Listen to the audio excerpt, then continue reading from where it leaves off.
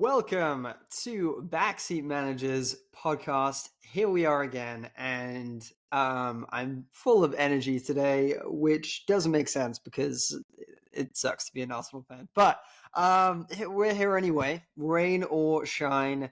We're here to chat football. And again, we have me, Oscar, your host today, and alongside me, we have Milo, my brother there. And yeah, no Jude, unfortunately. We'll get him. We'll get him back. We'll get him back for sure. Don't you worry. But we have some awesome things to go over today. We're gonna, start off on a not so fun foot. I mean, the Luton game was cool. We start off with Arsenal versus Luton, and then we'll talk about Arsenal against Aston Villa. Honestly, we won't spend too much time on those, but and then we'll get into the other games that have happened over this last week period. We were privileged to have 2 rounds of the Premier League within a week, which was fantastic. So we're going to be talking about what the heck Bournemouth has been eating for breakfast, and also who turned on the tap for Fulham's goals, because there's some interesting stuff that's going on over there. We're also going to chat about who are the best managers in the Premier League. Is Arteta in the conversation? Is he in the top 5 or so managers in the Premier League? Let's chat about that, and we'll see what time we're at, and if we want to dive into some other fun topics as well. Before we get into fun topics, well, let's chat about Luton to start off. Luton was a fun game. Luton, for a neutral observer, Luton was, it was a very enjoyable game. I am not a neutral observer, and I almost fainted with just how stressful that game was. Milo, take us through it. Give us your thoughts on Luton. It was an interesting game. I thought offensively, I think we played pretty well. I think our attacking 3, created a lot of chances. And I think Declan Rice had, I think all around, you wouldn't say one of his best games that he's played, but especially with the late winner, you would say that he performed really well. So the joy on his face, by the way, was just that was fun to see. And to think that he's come with 2 really, really clutch goals already this season. And Thomas Partey never really hit clutch goals for us, like late winners. Not that I can think of. His striking improved. I remember for the first while, every time he went to take a shot, I was furious because it would go 60 miles above the crossbar. But he improved, but not nearly to the same degree as Declan Rice. Yeah, I agree. And so, yeah, glad to see him getting more goals into our midfield. I think we as a team played really well, but you know whose head I'm coming for? Raya had a terrible game. Literally so bad. The worst game a keeper's played for Arsenal that I can remember. Genuinely. Was it worse? I mean, so let's compare, right? So let's compare this game compared to the Ramsdale one not too long ago against Brentford. Which was worse? This one was definitely worse. Ramsdale made a couple choice decisions that didn't work out, but these were obvious errors. Right under you was one. Yeah, that should never go in. They were Ramsdale's were errors. You know what I mean? Ramsdale's were, it's not bad goalkeeping. It's just a straight up screw up. Not passing it and just letting someone take it from you is not just bad goalkeeping. That's a massive error. Throwing the ball straight to a play. So Ramsdale's were errors. Raya's, I felt was just bad goalkeeping. What is worse? Someone that is making stupid errors that can lead to goals, or someone that is just missing the fundamentals of good goalkeeping? Yeah. I feel like the they are different. Like I think with Ramsdale it was just like a nervous moment and just also maybe just not being present enough, like in the game, not being focused enough. But with Raya, it just seemed like just bad. Like it was just like I don't know really how to put it except for just really poor keeper abilities. And Yeah, to be we should honest, not be conceding 3 goals against Luton with the array of chances that they had. Like that's yeah. ridiculous. First one missed the punch and got bodied, and then the second one, just a stupid mistake And with not it being able wasn't to cover the even. ball right in front of you. And I'm playing devil's advocate a little bit because I mean, Ramsdale's errors were terrible. And if you're saying kind of he deserves a place over Raya, you look back at his last performance and he didn't exactly cover himself in glory. I would think that will have an opportunity this next week to do that. It wouldn't I make don't think any so. sense against PSV. We've already qualified for the group. We could lose that game by 100 goals, and we would still go through as top of the table. So But why it's got to wouldn't be. Raya play? Why would he play? Like, it's not necessary. This one, we could play 15-year-olds and it wouldn't make it a difference. So Yeah, you might be right. I feel like Ramsdale's got to play this week against PSV. And, we'll see. I don't think that he's going to make any change anytime soon. I think Raya's going to be in. I will admit, I'm playing devil's advocate a little bit, but because I feel like, stupid errors that are nervy, um, that concerns me. That's more of like a head, getting your head on straight Yeah, rather than like poor goalkeeping, right. and it's, being crowded out and not getting a punch off. We saw in the game against Aston Villa where he was completely crowded and blocked in. That wasn't even like he had so much room to maneuver with that corner that came in against Luton. Like Right. he definitely should have got that, but Yeah. I don't know. Still, how did it It's feel to score that winner? I thought it was sick. For a couple days it felt great, and then Saturday comes and um it's just a rough day in the office after that. Yeah. What did you think of so, the celebrations? I mean, I was freaking out, but the celebrations after that goal went in was the reason why Arteta got a third yellow and had to sit in the stands for the game. Do you have any thoughts on that? It's ridiculous. Like Yeah. honestly so stupid. Like the ref is a bonehead.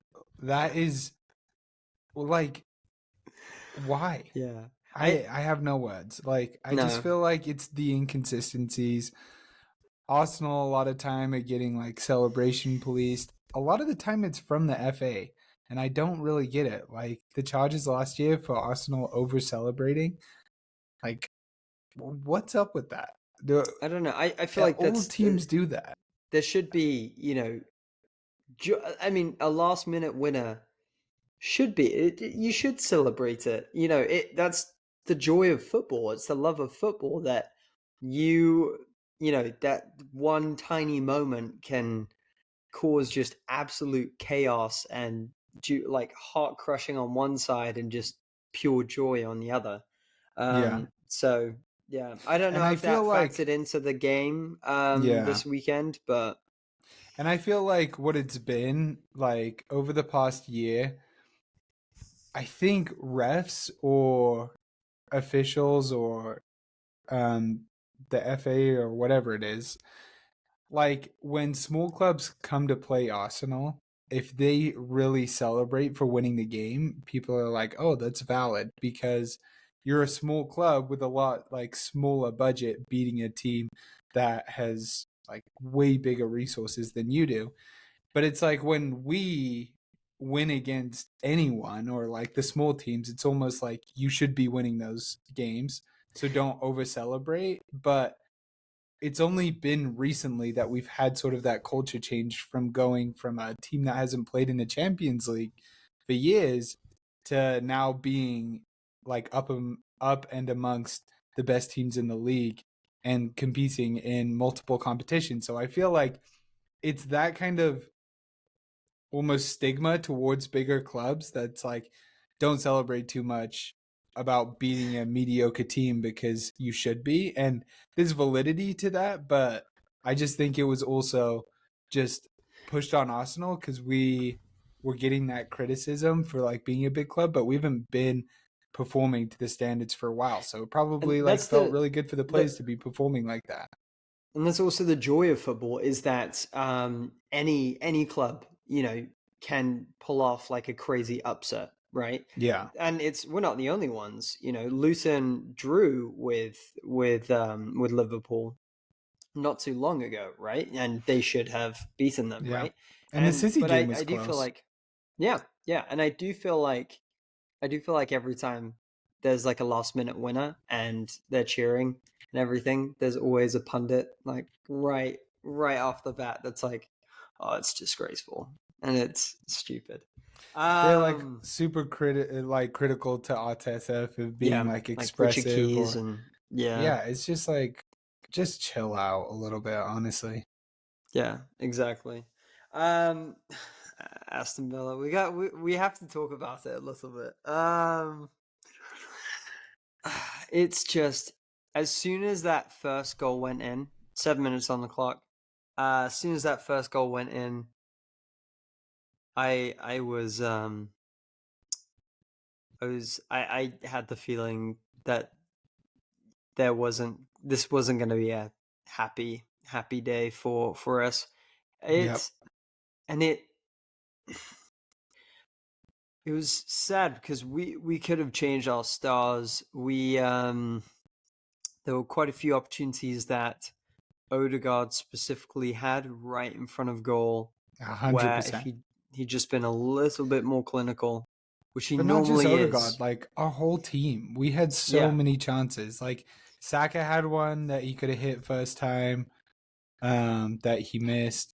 Odegaard had Um two though that was like Odegaard had two open, like yeah, open, like open, open, six open yard box, goals. not 6 yard box, but like penalty spot with the Yeah, ball like rolling perfectly. Like it's not bouncing or anything. Like you just gotta hit it.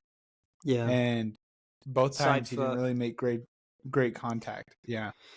Yeah, So it was we unfortunate. got to be scoring those, and um, it was disappointing to see how much attacking threat and how much penetration we had on like past their back line, and really didn't test their goalkeeper like even remotely. Like Martinez was like a little bit being let off the hook with the amount of like chances that we had and then the shots He that did we good to took. stifle. Like there was, I don't remember. I think it was Saka's one where he just came out quick and just Yeah. stifled the shot. It might have Yeah. been Jesus. He had a good game, but I feel like we didn't test him as much as we should have done.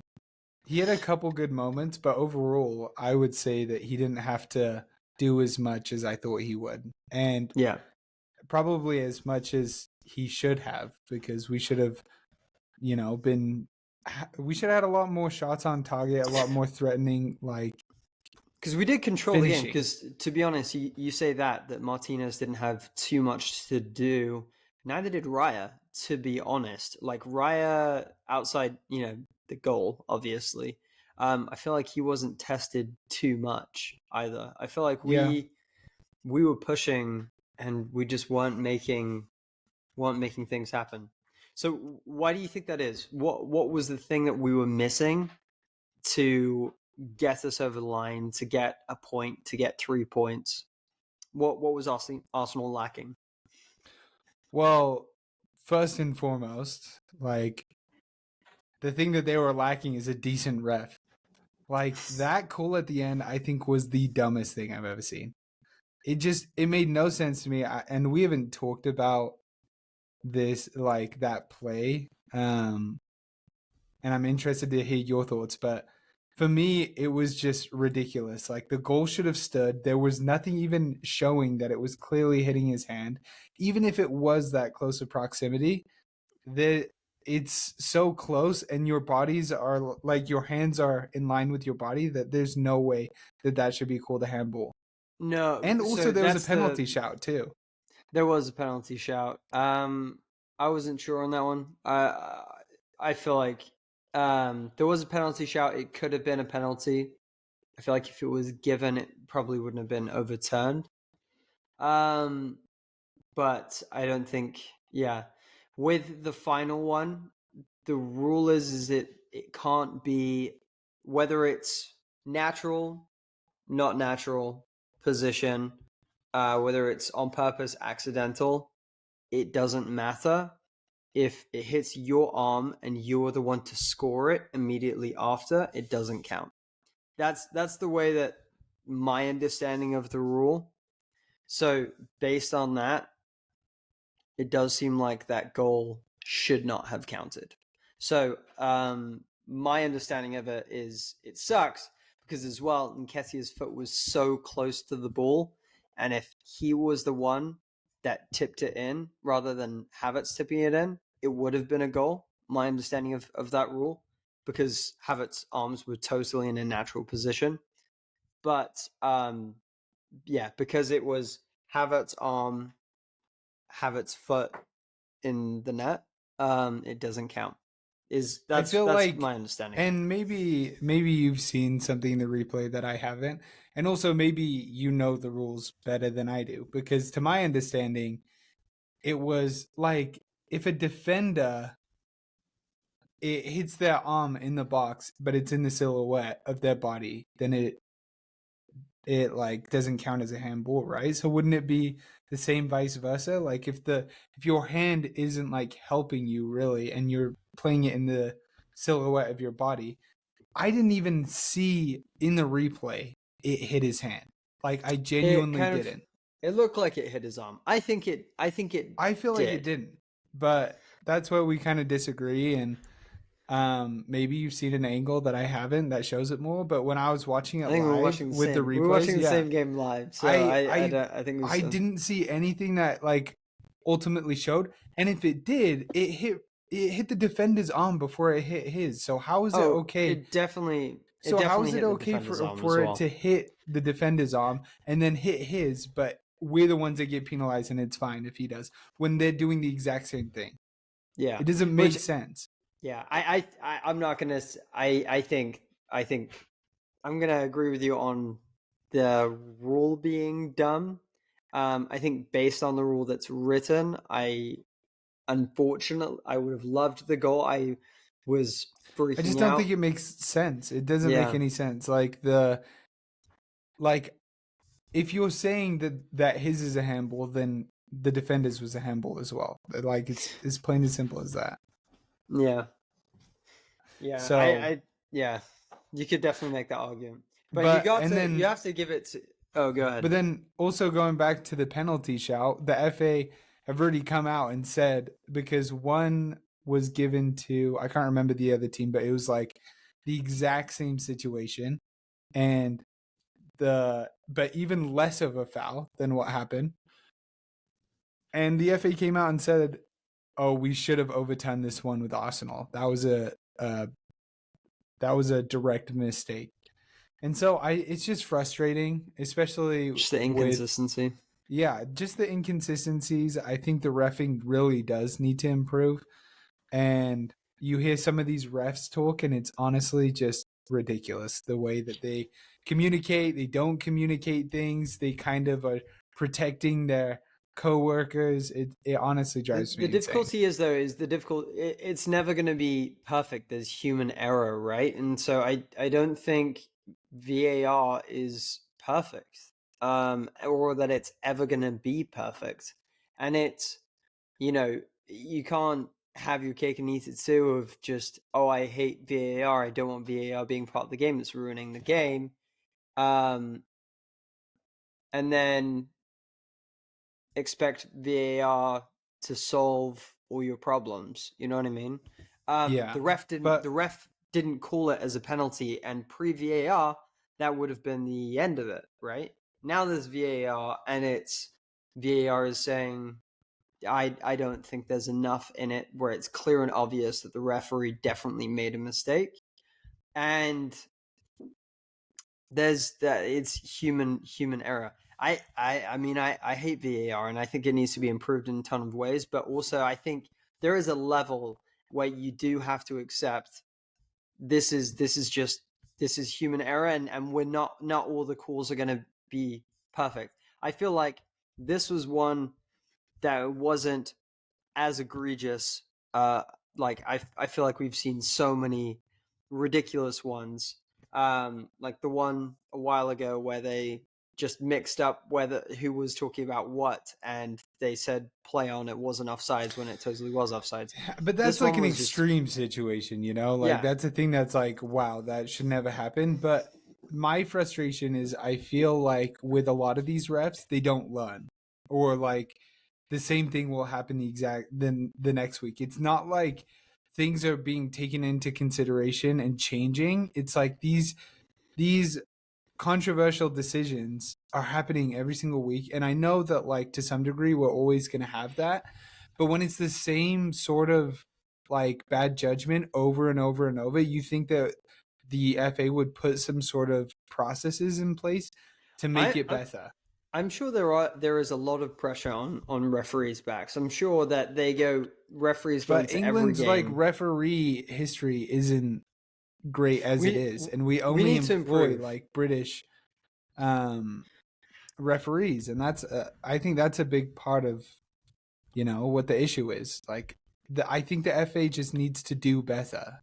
They just need to put more things in place to help them, whether that's a more diverse employee selection with different history and better like technological skills, or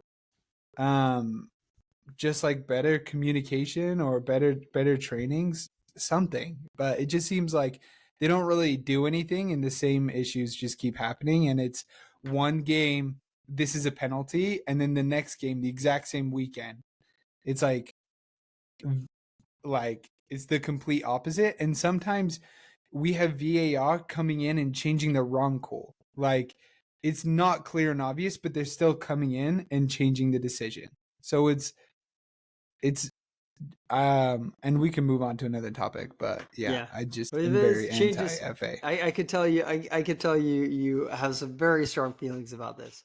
And it's not just like with Arsenal. Like obviously I'm more mad because it was my team now, but it's like so obvious with so many of the different. What I really don't like, and where I really push back on people, is when like, oh, there's this agenda against my club. I think that's absolute nonsense.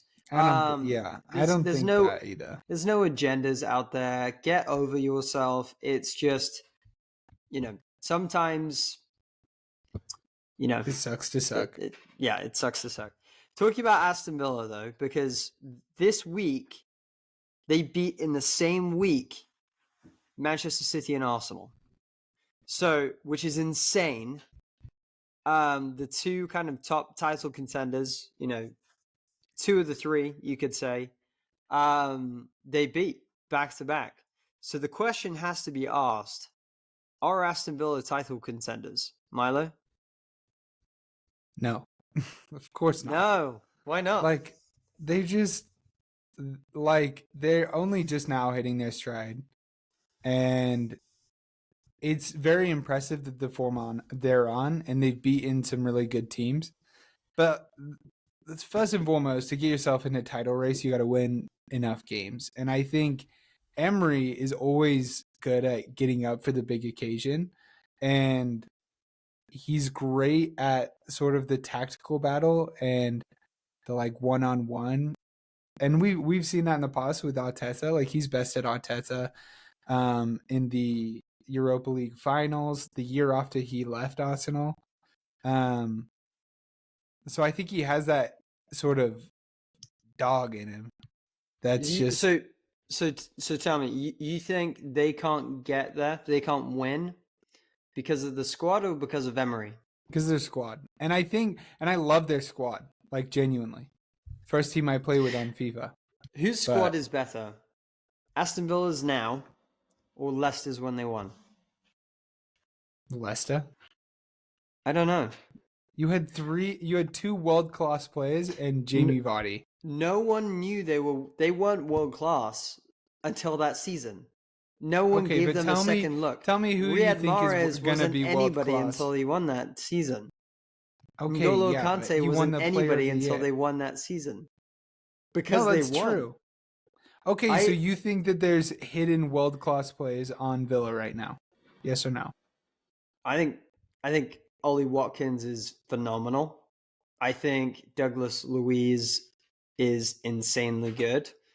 Emi Martinez won like the Golden Glove at the World Cup. He won the World Cup. There are world class. Let me ask you a question. So I'm going to put it like this. You made the Leicester comparison, so I'm going to go one by one. You can tell me. So striker, would you rather take one? Yeah, and we're taking the season that they won the league, okay? Oh, this is good. Would you take Jamie Vardy or Ollie Watkins that season? Jamie Vardy versus Ollie Watkins now? Yeah. I think there's very little to differentiate them. That's crazy. I think Ollie Watkins. That's insane. He has 8 goals and 6 assists so far this season. How many goals did Jamie Vardy score? I'm pretty sure he scored over 20 that season. So, Ollie Watkins is on track to do that. What's he at right now? 8. So, he scores 8 goals. We're almost halfway through the season, so no, that's not. 2 more and on track. 20. Okay, he might be on track. Yeah, but and 6 assists. I think there's little to Jamie Vardy is like one of the most underrated strikers in Premier League history. Okay, that's a big statement. I think he's great. I think he's 100%. great. I think he's phenomenal. Okay. Then we'll go right wing. This is hard, let's just go wingers. Let's just go wingers. No. We'll go one in each position. Because this is difficult because we're comparing when we're talking about Riyad Mahrez, when we're talking about N'Golo Kante, our view of them is tinted. We're talking about we see Riyad Mahrez as a person who has won everything there is to win. I don't think I think it's just insane that you could make that comparison to. I mean, I see where you're coming from. Like they were the underdogs, but I don't think N'Golo Kante. You could say oh, no one knew who they were before, but he's genuinely one of the best DMs the world's ever seen. Here's the thing, though. Here's the thing. Everyone underperformed that season, right? They played really poorly with Leicester, and Leicester won. They won the league. I think there was only 3 teams that beat them that season, and Arsenal did it twice. I might be. Yeah. I'm pretty definite that's right, actually. And meanwhile, you have Aston Villa. I'm not saying they're going to win it. I don't think they're going to win it, but I think they're in contention. I think they're not people that you can write off. I think they will be closer to the top come the end of the season than Manchester United, Chelsea, and possibly Spurs, and possibly Newcastle. Yeah. I think they're definitely in a shout for being in the top 4 and being in somewhat reaching distance of that final. I think because Leicester did, I don't think it's inconceivable to say that they're in with a shout. I think that's true, and they are sort of like the dark horse, I would say, for the league this year. But comparing Ollie Watkins, Diaby, and Douglas Luiz to Vardy, Mahrez, and Kante is crazy to me. But again, I feel like we're viewing it with that lens. But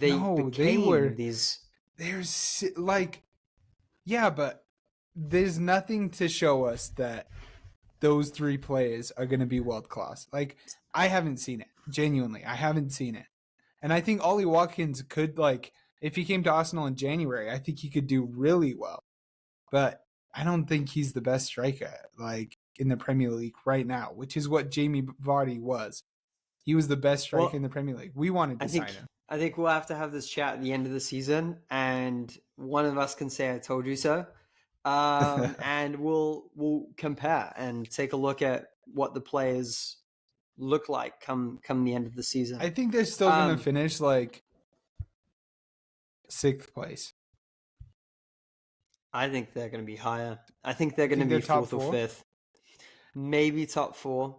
It's just a long season. It's a long season. And I think if you kind of just games, but 2 of the hardest games, they've already gone and got 3 points in a week. I also feel like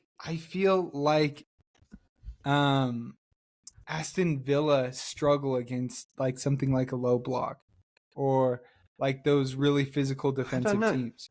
They've been brutal at home. Didn't they get slapped up by Everton like a week or 2 ago? I don't remember. I just know they slapped us up. So, I mean, it's very impressive, and I don't want to take anything away. They drew with Bournemouth, and that's the last non-win they've had since the 5th of November. Okay, so I'm wrong. I take it back. Yeah. So they're great. Let's move on though, because we got plenty of other games. Fulham played twice this week. 5-0 in both the games. That is insane. Going into the game, here's this crazy stat. I love stats. You know I love my stats. Yeah, you're a stat going guy. into this game, Fulham had 16 goals. They scored 10 in a week. They That's almost doubled their goals. They went from 16 to 26 in a week. Like that is insane. Wild. And it wasn't. They weren't slapping Sheffield 5-0. They beat West Ham 5-0. Yeah, crazy. And Nottingham Forest. And Nottingham Forest isn't bad. And also, you have to think about they lost their main source of goals over this transfer window. So the fact that their offense is able to click like the way it's doing, is really impressive. And I think you got to look at the coach. I really like him. Marco Silva, like he's just kind of like a classy, low key manager that just is able to get the best out of a group of players. And I think Paulinho is a really great leader in that team. And Paulinho is great. Willie, our old rejects are killing it. Willian and Iwobi on the 2 wings have been phenomenal. Yeah. I mean, I wouldn't call Iwobi a reject. We sold him for $40 million. So no, it was a great return on investment. I think. I still think he's had a really great career. He used to be one of my favorite players when he was at Arsenal. I love Iwobi, and I was really happy for him and really wanted him to succeed. And I think the clubs he's been at have been perfect for him. I think. Yeah.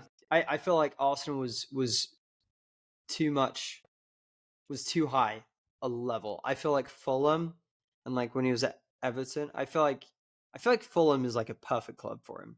And then so those games were phenomenal. Bournemouth. So my question for you is, how high can they go? Because Bournemouth, I had down as 20th, dropping off. They were getting pushed around, destroyed by everyone. And now in the last 5 games, they have won 4, drawn 1. And during that time, they've played Newcastle, Chelsea, Newcastle, Aston Villa, and Manchester United. They're the only ones that have drawn with. So the only one that they didn't win out of those last 5 games was Aston Villa, who beat us and Manchester City, and they're the only people that Aston Villa's lost to and not won against in the last 2 months. So Dominic Solanke has just been on fire. Bournemouth has been on fire. The manager's doing a great job. Where do you see them ending the season at? Right now, That's they're in tough. 14th. So they were, right at the bottom of the season, 14th. Out of the Did we both possible, have Bournemouth going down? we both had Bournemouth going down, and they got 13 out of the last possible 15 points. That's Yeah. top of the table form. I think they have the highest form in the Premier League. Them and It's Aston crazy. Villa. Yeah. Yeah. And Burnley have been playing well. Sheffield has been playing better. Sheffield won this week as well. Yeah. Yeah. I think that come end of the season, Everton the is on the relegation zone is going to be really fun. And Yeah. I like how a lot of these lower teams, like teams like Luton, who didn't have any sort of financial backing, but just bringing just the speed and the physicality to some of these bigger teams that play more aggressive. I think they've played really well, and I was really impressed by the midweek game. Really, do you see impressed. a top 10? Do you see a top 10 finish for Bournemouth? No, I don't. No, I hope they flop. You think they're gonna drop back down the table again? I don't know why, but I'm so bitter towards that club after Gary O'Neill got fired. I felt like it just made me just turn on him, and regardless, and they got rid of Eddie Howe as well. Yeah, what are they doing? I don't know. Firing good coaches. So I kind of hope that they just fall on their face, but it kind of takes out the whole aspect of who plays there, how good they're playing. I'm just kind of. Speaking of Eddie Howe, what is going on at Everton? Not Everton. What is going on at Newcastle? Everton's doing great, actually. They beat Newcastle 3-0 and Chelsea 2-0. So Crazy. It looks like they're not going to be, in the on the form that they're in. Relegation fight, yeah. Yeah, they're even with the points full deduction. Full season. Yeah, if you think about their full more season, Yeah, you add in the points that they cut out. They had a 8-points deduction. 10. So was it 10? Yeah, 10. At 10 points, so they should be 10th. So top 10. That's crazy. Yeah, they should be top 10 right now. So it should be 23. So just 1 point below West Ham. So they've been doing great. Meanwhile, Newcastle got smashed 3-0 by Everton and then smashed 4-1 by Spurs. What's going on there? Whoa. We need to have your buddy on here. I know. From Newcastle. Newcastle, 100%. I feel like, is a new thing every week. It's just crazy stuff going on. I feel like he wants to come on probably on a happier week. Probably not to just go over everything terrible that's going on there. Such a fun week. But honestly, I just think there's some burnout that's happening. I think just competing at such a high level in the Champions League, lack of rotation, really rough draw. They haven't been able to rotate because their whole team's injured, and I just don't think that their squad was really built for this many competitions, especially with the injuries they had. Trippier had a horrible game. Horrible. Trippier did, which is very irregular. Trippier is usually a great, probably their best player, one of the most consistent team, possibly. Yeah, and he was at fault for 2 of the goals, I think. So yeah, I think it's just a little bit of burnout. They lack a little bit of quality and depth, and some of the bench players aren't always consistent. So I think they have quite a few players on the bench that'll have some purple patches, but overall can't really steady the ship when the time comes. What do you think of Son moving back out to a winger on that in that game? I thought it was smart from Postecoglou. I feel like he's getting better at adapting to the teams and different playing styles that he comes up against. And I think with Son, he's a natural left winger, so it's not like you need to teach him anything new or have him do anything, different to he's done before. I just think he's added a different side of his game playing striker, and when you move him back to left wing, you can change the dynamic of your squad. So he just destroyed everybody on that left hand side. Trippier.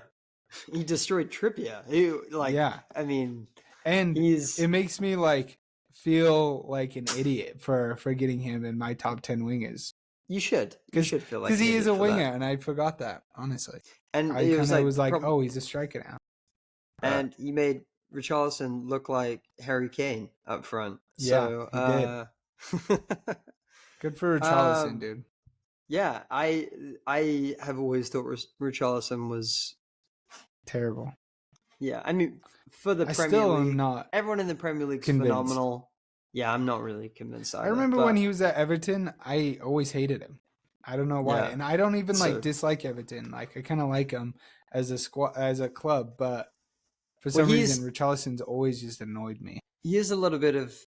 I feel like he kind of does that to himself a little bit. Do you remember when Yeah. there was the whole thing about him like juggling the ball on the pitch? Do you remember that? No, I don't remember So that. he was just kind of the ball came to him and was on the sidelines, and he like picked it up with his foot and was like doing some tricks, and then got dispossessed.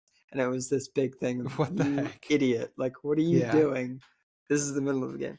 Anyway, I Anyway, remember that whole thing with Ramsdale at the North London derby. So yeah, he was just like antagonizing and then asking for protection from the ref later. It's just so annoying. yeah, he is pretty annoying. But yeah, Arsenal aside, I felt like this was a very, very entertaining week of football. All around the Premier League, super interesting. What the outside of kind of the games, what I want to chat while we kind of finish up here is managers in the Premier League. So we've named quite a few different managers. We've talked about Marco Silva. We've talked about Postecoglou. We've talked, all these different people. Who are the top managers in the Premier League? How high up the list is Arteta? And if given the chance, would we trade him with someone? Like, does Arteta get in the top 5 managers in the Premier League? What do you think? Has to. And that's not to discredit some of the other managers that have done more with less. I just think managing a big club is completely different. Like if you're funded by your vision, like with your vision by your club, and you're able to deliver on that, like I think that's a really important thing. And yes, he hasn't delivered to the capability that we think we should be with the size of club and the pedigree that we have. It's more success than I've ever seen. Like not pure trophy wise, but I think just dominance wise, like a dominant side. I haven't seen anything like this since I was like young with Wenger. I never felt the same way in his later years or with Emery. Definitely not under Lundberg. So yeah, well, that's the thing is you say not getting as much trophies, getting as much recognition, blah blah blah blah blah. I've never felt that we've fully got there cohesively as a squad enough to say we deserve the Premier League. I've always felt like there's a better team. Like I last year we came so close to winning, but I still felt like I feel like we would be nicking it a little bit because Manchester City, I felt like was a much better team than we were last season. So yeah, but you could argue last year's Man City team was the greatest team in the Premier League ever. So exactly, they won. That's how I'm the saying. treble. Like, if you're competing with them, and it's a competition, I think that's the best Arsenal team I've seen in the past. It's kind of like Klopp, right? So I mean, I would say I would definitely say Pep and Klopp are above. I would say they're 1 and 2 in that order. But Klopp, for instance, there are some people out there that say, Jurgen Klopp hasn't delivered in Liverpool. That he's only won the Premier League once, right? That they won the Premier League, they won the Champions League, but has he really succeeded? He's been there for quite a long time. He's had a phenomenal squad. Mo Salah's, a monster, right? Van Dijk is a monster. Alisson's a monster. Has he delivered it? what enough as he should have.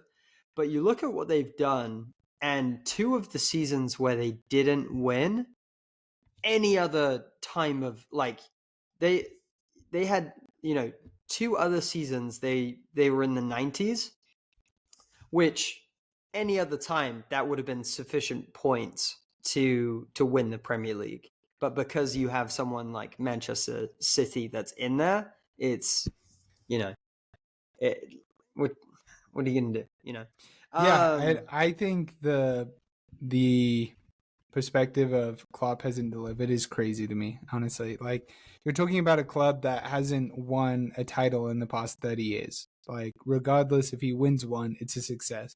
Also winning a Champions League. I know Liverpool have crazy European pedigree, but winning a Champions League, especially as an English club, is like insane. He did it before Pep. He did it before Pep. If Pep didn't have a Champions League, everyone would still be. I think most people would still be saying Pep, but it's a lot more of a conversation. But now that he won it, it's then Pep. It's just kind of put it to bed. Yeah. Pep is the greatest manager of all time. Really? Sorry, you think Fergie. That? I think so. I think or he are you beats saying Fergie. in the Premier League or just like everywhere ever? Ever. I think Pep is the greatest manager of all time. I mean, I just think I haven't seen enough like of the old things to kind of say, but I think he probably has a whole house to just house his trophies. So yeah.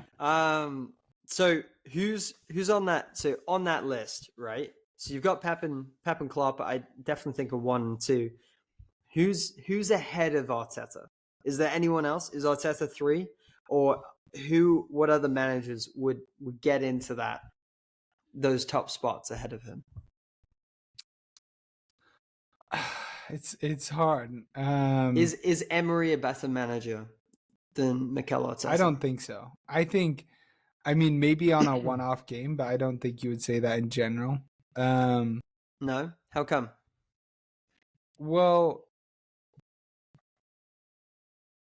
I mean, look at you compare trophy cabinets. I mean, obviously Arteta has a very short career so far, but again, that would lean towards Emery. Emery's been a manager for a lot longer. He's got a lot of experience under his belt.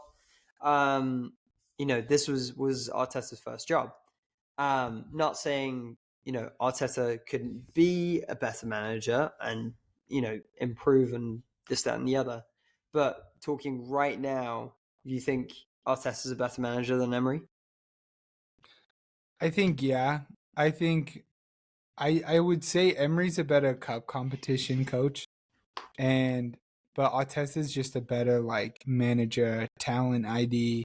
Like, there's so many different things that comes in with that role, and you could put down the overall quality that we have in our squad just completely down to Arteta and Edu. So I think just overall club-wise, I would put Arteta above Emery. Obviously, we're both probably a little biased because we've seen them in Arsenal with very different success, but very different circumstances with both. I think Emery's delivered at different clubs that he's been at, but where has he won the league apart from PSG? He hasn't been, he is consistently a Europa League team place. I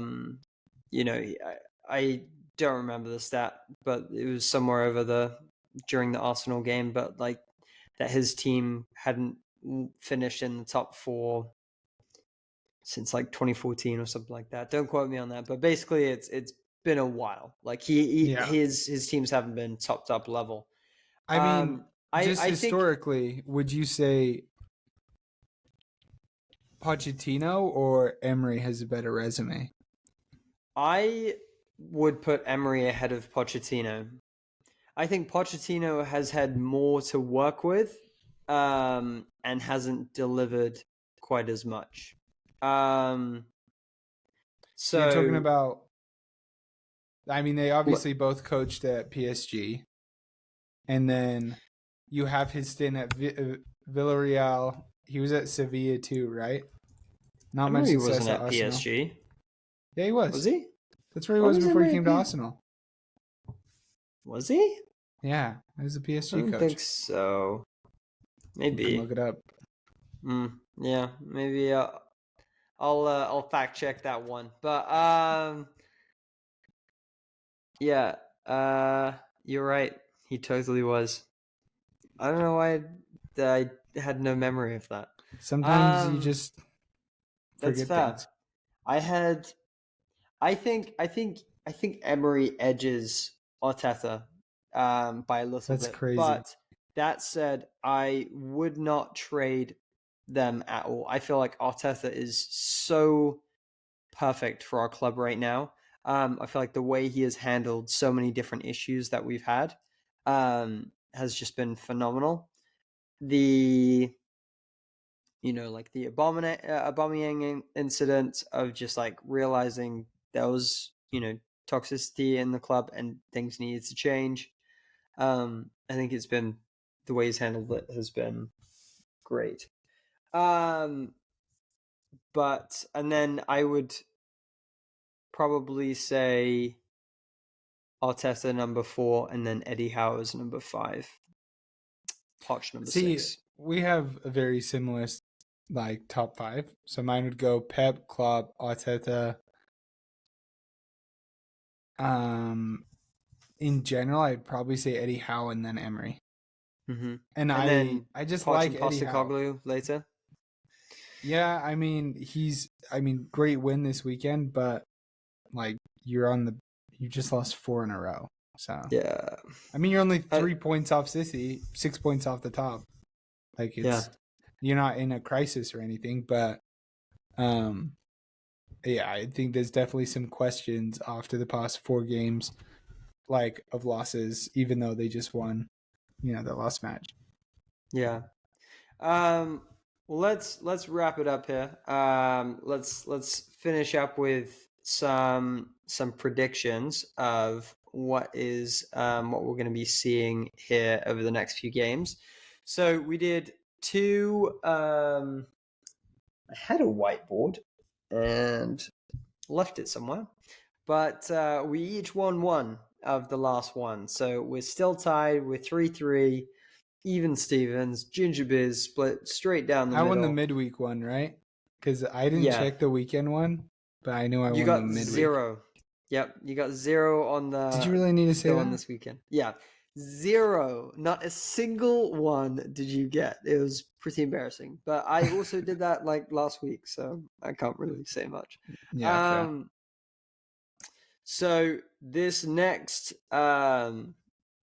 week we've got some great games, and I had my predictions and everything written down, and my phone died. So I'll fantastic. just give Did you already have your predictions lined up? If not, I'll just okay. Perfect. Read them out to me, and I will just decide.